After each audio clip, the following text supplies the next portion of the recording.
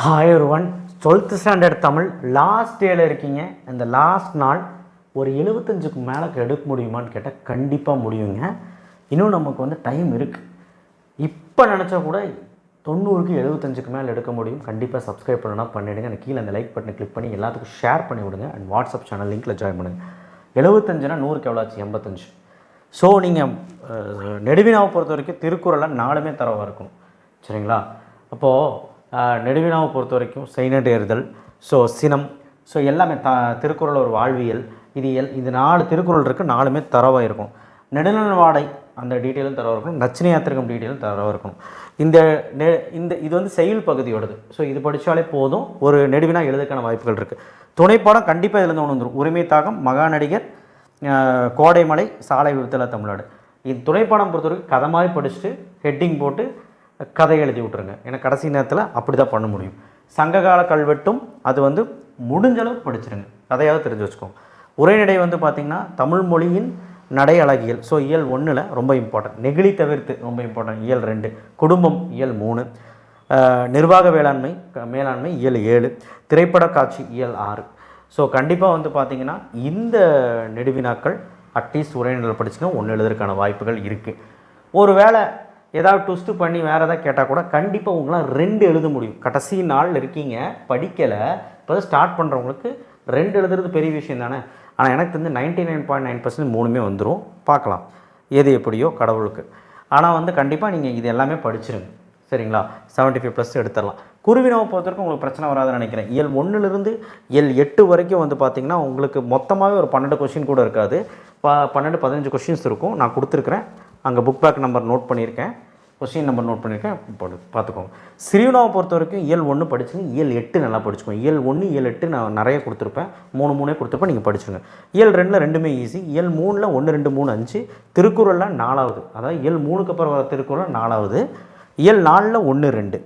So அப்போ first இயல் 1 8 முடிச்சிட்டிங்கன்னா உங்களுக்கு பெரிய பிரச்சனை வராது. அதுக்கப்புறம் 2லேருந்து வாங்க. சரிங்களா?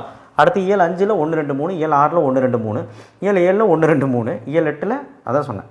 ஸோ எல்லாத்துலேயும் அதிகமாக இருக்கிற மாதிரி இருக்கும். ஏன்னா சிறுவினாவை பொறுத்தவரைக்கும் கணிக்கவே முடியாது. கரெக்டாக நம்ம இதுதான் வரும்னு சொல்லி வராமல் போச்சுன்னா பிரச்சனை இல்லை. இடம் சொட்டி பொருள்களுக்கு கண்டிப்பாக ஒன்று கேட்பாங்க. கண்டிப்பாக அதுலேருந்து ஒன்று வர வாய்ப்பு இருக்குது. நிறைய தடவை கேட்டிருக்காங்க. அது போக இதெல்லாம் கொஞ்சம் நல்லா பார்த்துக்கோங்க. ஸோ 7 to 14ல் அட்லீஸ்ட் எனி 5ஆவது அட்டன் பண்ணுங்கள். ஒன்றுமே படிக்க முடியும். 7மே அட்டன் பண்ணலாம். புணர்ச்சி, பகுப்புதல் உறுப்பினம் கடைசியாக படிங்க. ஃபஸ்ட்டு சிறுவினா, குருவினா, நெடுவினா. ஃபஸ்ட்டு நெடுவினா, அதுக்கப்புறம் குருவினா, சிறுவினா. இதுவே நீங்கள் படித்து சாயங்காலத்துக்குள்ளே முடிச்சுருங்க. சாயங்காலம் ஒரு 7 மணி 8 மணிக்குள்ளே முடிச்சுட்டு அதுக்கப்புறம் தான் இதெல்லாம் பார்க்கணும். 7 to 14 அட்லீஸ்ட் எனி 5ஆவது எழுதுங்க. கலைச்சொற்கள் படிங்க. அதுக்கப்புறம் பேச்சு வழக்கு, எழுத்து வழக்கு படிங்க. பிழை நீக்கி எழுதுக படிங்க. வள்ளியமையிட்டும் நீக்கியும் எழுதுக படிங்க. அதெல்லாம் உங்களுக்கு ஈஸியாகவே எழுதலாம். அதுக்கப்புறம் பார்த்திங்கன்னா மரபு சொற்கள், மயங்கோலி சொற்கள் கண்டிப்பாக அது வரும். அதுக்கப்புறம் சொல்லை பிரித்து சேர்த்து எழுத, அதில் அந்த கோவில் இந்த விஷயம் வெங்காயம் தலைமைன்னு நினைக்கிறேன், என்னன்னு தெரில. அதுலேருந்து 4-5 இருக்குது. அதுலேருந்து படிச்சுக்கோங்க. இது படிச்சிங்கனாலே 5 எழுதிடலாம். அது போக நிறைய இருக்குது.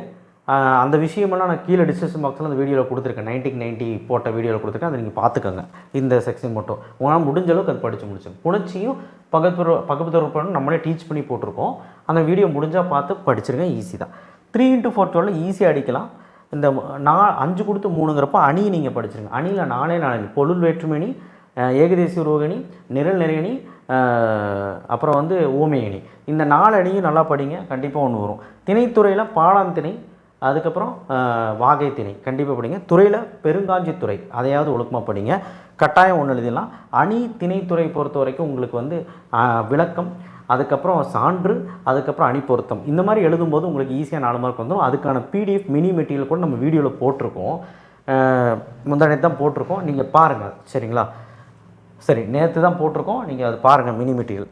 பழமொழி, வாழ்க்கை நிகழ்வோட இது படிக்கவே வேண்டாம். அந்த விளக்கம் மட்டும் 2 லைன் எழுதிங்கன்னா 2 மார்க்கு. அதுக்கப்புறம் விளக்கம், அதாவது அந்த கதை எழுதுறதுக்கு 1 மார்க்கு, நீதிக்கு 1 மார்க்கு. அப்போ நீங்கள் எப்படி எழுதணும்னு யோசிச்சு 4 மார்க் எடுத்துருங்க. நயம் பாராடுதல் 3 நயம், எதுகை, மோனை, சந்தம், ஏதோ ஒரு 3 நயம் எழுதிட்டு மையக்கருத்து ஸ்டார்டிங்லேயே எழுதிடுங்க. இதெல்லாம் எழுதும்போது 4 மார்க் கிடைக்கும். கடைசியில் முடிவில் எழுதிடுங்க. ஸோ ஏதாவது ஒரு 3 அட்டன் பண்ணுங்கள். நீங்களே செலக்ட் பண்ணுங்கள். சரிங்களா? இதெல்லாம் கடைசியில் பார்த்துக்கும் ஈஸியாக இருக்கும். புக் பேக் 1 மார்க் படித்தாலே 10 கரெக்டாக ஆகிடலாம். புக்கின் 1 மார்க் கொஞ்சம் கஷ்டப்பட்டிங்கன்னா ஒரு 12 13 கரெக்ட் ஆகிடலாம். பட் 10 1 மார்க் வந்து புக் பேக் கரெக்ட் ஆகிடலாம். மனப்பாட பகுதி வந்து தன்னோர் இல்லாத தமிழன் தண்டி அலங்காரம் பாடல், கம்பராமாயணத்தில் 2 பாடலுமே இந்த வருஷம் இம்பார்ட்டன்ட், இதில் வெற்றி பெற இம்பார்ட்டன்ட், தெய்வமணி மாலையும் இம்பார்ட்டன்ட், சிலப்பதிகார பாடல் ஈஸி படிச்சிருங்க, ரச்சனையாத்திரம் படிச்சிருங்க. இந்த சிலப்பதிக பாடல் கம்பராமாயணம் பாடல் நிறைய இதில் நான் சொல்லியிருக்க மாட்டேன். ஆனால் இதுதான் வர்றதுக்கான வாய்ப்புகள் நிறையா இருக்குது. நாளைக்கு பார்த்துக்கோங்க. தேங்க்யூ. ஷேர் பண்ணுங்கள், சப்ஸ்கிரைப் பண்ணுங்கள், மறக்காம பெல் ஐக்கானை ப்ரெஸ் பண்ணுங்கள். நீங்கள் 75+ ஈஸியாக எடுத்துடலாம். இதெல்லாம் பண்ணிங்கன்னா கட்டாயமாக நீங்கள் மனசு வைங்க, கண்டிப்பாக முடியும். ஒன்றுமே படிக்கலை, ஒன்றுமே தெரியலலாம் சொல்லாதீங்க. எனக்கு தெரிஞ்சு இதில் படிச்சிங்கனாலும் நெடுவினா சிறுவினா குருவினா எல்லாமே எழுதிடலாம்.